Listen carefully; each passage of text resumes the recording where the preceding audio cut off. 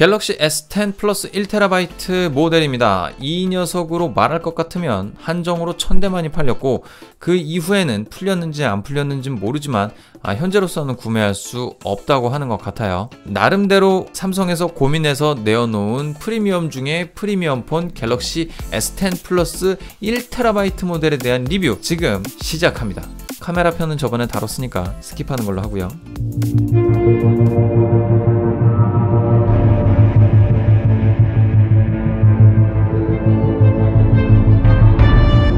해외 탑재 제품은 스냅드래곤 855가 탑재되고 이번 S10에서는 엑시노스 9820이 탑재되었습니다. 구체적인 성능이나 개발 역사에 대해서는 더 전문적으로 다루는 분들이 많으시니까 그쪽을 참조해 주시면 좋을 것 같습니다. 일단 저는 우리나라에 출시된 기기에 탑재되어 있는 엑시노스 9820에 대해 이야기를 해보려 합니다. 엑시노스 9820은 이래저래 말이 많은 상황이기는 합니다. 일단 나노미리 공정에서부터 약간의 문제가 있어 보이는데요. 애플도 그렇고 스냅드래곤도 그렇고 첨단을 달리는 기술은 7나노미리 공정이 되어가는 이 마당에 삼성은 그보다 한 단계 낮은 8나노미리 공정의 엑시노스 9820을 채택해서 기계에 넣었습니다. 더 큰 문제는 거기에 말리라는 GPU가 들어가 있다는 겁니다. 물론 이전 세대인 엑시노스 9810보다 40% 향상된 성능이라고는 하지만 한계점이 분명히 있어 보이네요. 전문적인 정보를 찾아본 결과 어려운 말들을 생략하고 요점만 말하면 삼성의 엑시노스 9820의 그래픽 가속 성능은 이전 세대인 스냅드래곤 845의 성능을 간신히 따라잡은 수준이라고 하는 겁니다. 결론적으로 스냅드래곤 855의 경우도 당연히 성능 향상을 했을 것인데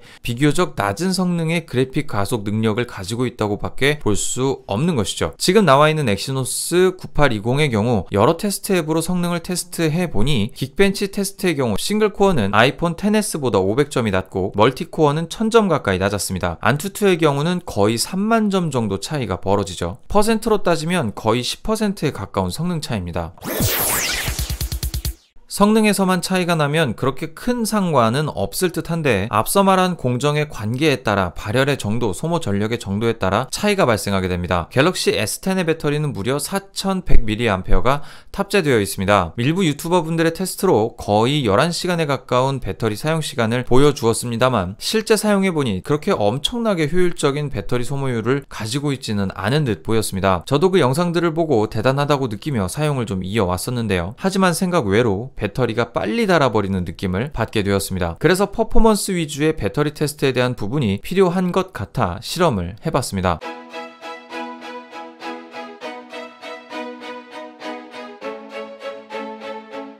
새벽 6시 30분에 100%인 상태에서 충전기를 분리했습니다. 유튜브 콘텐츠를 즐기며 출근한 1시간의 출근길 끝에 잔여 배터리는 80% 정도 남아있는 상태가 되었고요. 점심시간이 되기 전 50% 미만을 기록을 하게 됩니다. 그리고 좀 더 충격적인 건 퇴근할 때에 8%밖에 남지 않은 상황이 되었다라는 거죠. 12시간 동안 간간히 혹간 가다가 좀 빡센 작업도 좀 하긴 했지만 그래도 12시간을 좀 못 넘긴 그런 케이스라고 볼 수 있죠. 자, 그래요.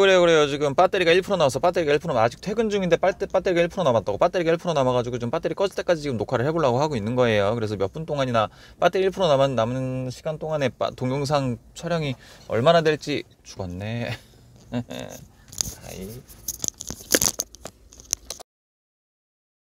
이날 좀 과도하게 쓴 감은 좀 없진 않았어요. 그래서 다시 한번 테스트를 해보기는 했습니다. 8시에 100%인 상태로 배터리 해제를 해서 퇴근 시에 47% 정도 남은 그렇게 하루 종일 사용했던 기록도 있기는 있었어요. 요 정도면 나름 잘 버티는 거 아닌가라고 생각을 할 수 있겠지만 이 친구의 배터리 용량이 4100mAh라는 거에 살짝은 좀 주목을 해봐야 될 필요가 있을 것 같습니다. 12시간 가까이 12시간이 넘도록 꺼지지는 않았지만 여타 다른 제품들을 사용했을 때의 기억을 미루어 보면 이 정도까지는 아니었던 것 같았거든요. 그리고 굉장히 고용량의 배터리가 탑재되어 있는 것을 감안해보면 너무 빨리 배터리가 닳아버리는 느낌을 지울 수가 없어요. 무려 4100mAh잖아요. 이 정도면 솔직히 자기 전까지 배터리가 죽지 말아야 할 것 같은데 이건 좀 비효율적인 부분이 아닌가 싶은 생각이 조금 들어요. 결론적으로 성능을 과도하게 사용할 경우 배터리의 소모도 당연히 빨라집니다. 이건 당연한 얘기예요. 하지만 효과적인 하드웨어의 운용을 통해 배터리의 소모율을 낮추는 것이 성능에도 큰 영향을 미치게 됩니다. 아이폰 XR을 리뷰했을 때는 배터리 소모가 그렇게 크지 않았어요. 이유인즉슨 7나노미리 공정을 통해 제작된 A12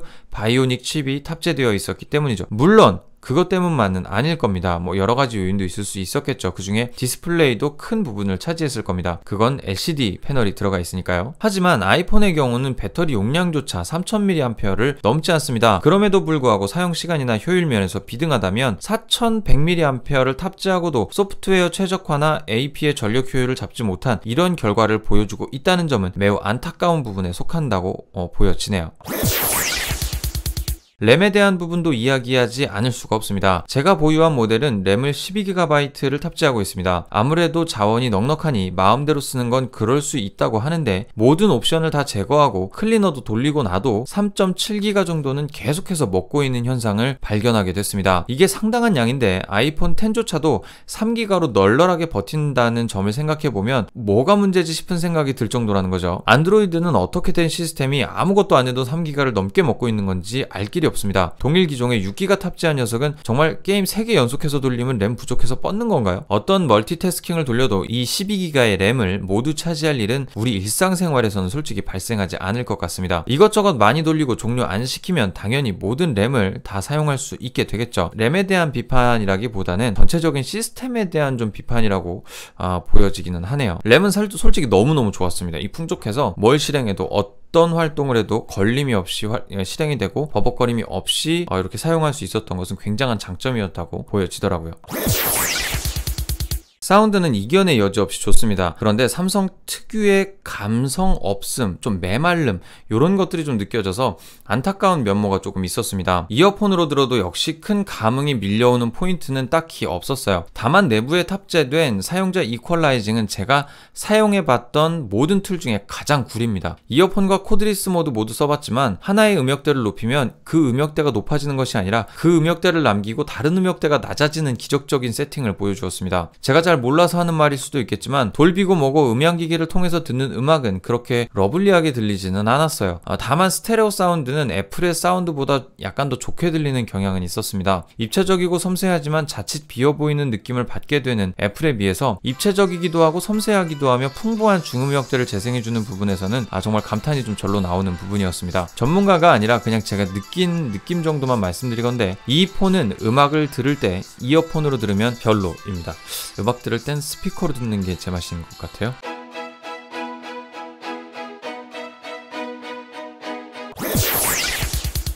자, 마지막으로 사용성에 대한 이야기 한 가지 하고 넘어가려고 합니다. 사실 습관의 문제입니다. 그래서 불편함을 느낄 수는 있습니다. 잠금 해제를 하거나 기타 등등의 활동들을 하게 되면 당연히 기존의 휴대폰을 쓰던 패턴을 그대로 따라가게 됩니다. 하지만 3주가 지났음에도 이 잠금 해제는 매번 할 때마다 걸림이 됩니다. 지문 인식은 그동안 사용해봤던 지문 인식 중에 가장 느렸습니다. 다행히 최근 패치로 이 속도에 대한 부분은 많이 개선이 되었지만 얼굴 인식 역시 명확하고 빠르게 푸는 경우가 많지는 않았어요. 게다가 보안성이 떨어지기 때문에 사진으로도 풀리더라고요. 그래서 계속 사용하기엔 부담이 좀 따르긴 했었습니다. 그리고 무슨 최적화가 있다윈지 유튜브 볼 때 다음 동영상으로 넘어가면 허드가 사라지지가 않습니다. 보통 설거지할 때 많이 보게 되는데 다음 영상으로 넘어가면 비눗물 묻은 손으로 이걸 클릭해줘야, 이걸 터치해줘야 한다는 겁니다. 이게 좀 짜증이 나는 포인트인데 뭘 해도 다음 영상은 화면을 한번 터치해줘야 허드가 사라지게 이렇게 돼 있더라고요. 최고 스펙의 최고 기기인 것은 부정할 수 없는 사실입니다. 하지만 몇 가지 단점들 때문에 이것이 최고 프리미엄 폰은 아니구나라는 느낌을 받게 되기는 했습니다. 물론 성능에 기반한 사용감은 최고로 좋은 느낌을 선사해줍니다. 사진을 로딩할 때도 게임을 할 때도 스로틀링은 먹는 건가요 싶을 만큼 아무 무리 없이 고세한 게임이 잘만 돌아갑니다. 심지어 수많은 앱들이 백그라운드에서 돌아가고 있어도 정말 진심으로 아무런 문제점이 느껴지지 않았어요. 매우 좋은 편이죠. 이것의 이견은 전혀 없어요. 하지만 좋게 만들었고 삼성 역사상 가장 비싼 기기가 되었는데 이런 세세한 부분의 문제를 잡아주지 못한 것은 매우 아쉬운 포인트였습니다. 삼성에 현존하는 가장 비싼 휴대폰 갤럭시 S10 플러스 1TB 모델의 성능을 종합하자면 무슨 짓을 해도 다 받아줄 것만 같은 하드웨어는 완벽 그 자체라고 봐도 무방합니다. 카메라부터 성능까지 흠잡을 데가 없죠. 굳이 필요해? 라고 생각했던 램 역시 나름의 효율성을 가지고 비효율적인 안드로이드를 잘 커버해줍니다. 하지만 일부 불편한 소프트웨어의 허점이 이 비싼 기계를 쓰는데 불편함을 안겨주기도 했습니다. 오게티가 폴더블에서는 나타나지 않기를 기대해봅니다. 여기까지 정곰전자의 정곰이었습니다.